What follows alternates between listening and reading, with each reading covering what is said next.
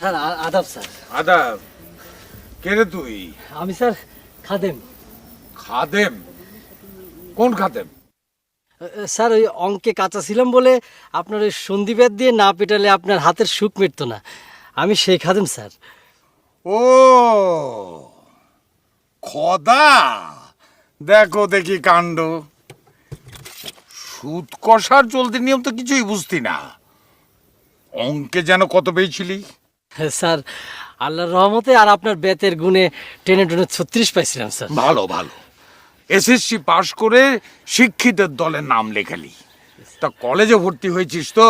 Sir সে তো কবে sir, আমি তো এখন 3rd ইয়ারে স্যার।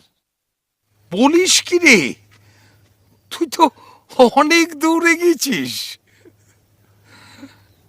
আশীর্বাদ করি বাকিটা যেন ঠিক মতো চালিয়ে যেতে পারিস।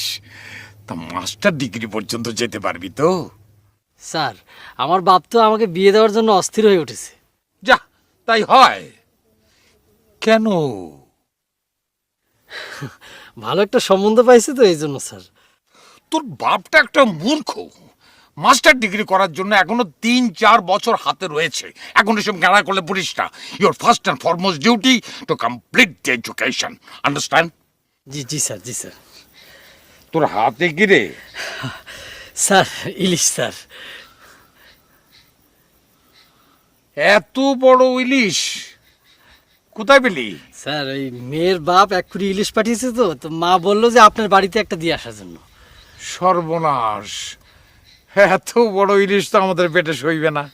মানে স্যার? মানে আবার কি? এটার দাম কত হবে জানিস? তা এই বাজারে স্যার 800 থেকে 1000 হবে স্যার। তোর বাপ ব্যাপারী, তোদের না হয় হাজারে বেজার নেই, কিন্তু আমরা এত বড় ইলিশ বটিতে কাটতে গেলে রেগে জ্যান্ত হয়ে পদ্মায় লাফিয়ে পড়বি। কি যে বলেন স্যার। না না না না, হাসির কথা নয়। আর কিছুদিন যাক না, দেখবি তোদের পরের প্রজন্ম এই ইলিশ এঁকে তাদের ছেলে মেয়েদের দেখাবে এক সময় এটা আমরা খেতুম। স্যার ইলিশটা একটু ধরেন স্যার, আমার আরো অন্য জায়গায় যেতে হবে তো স্যার, ধরেন স্যার।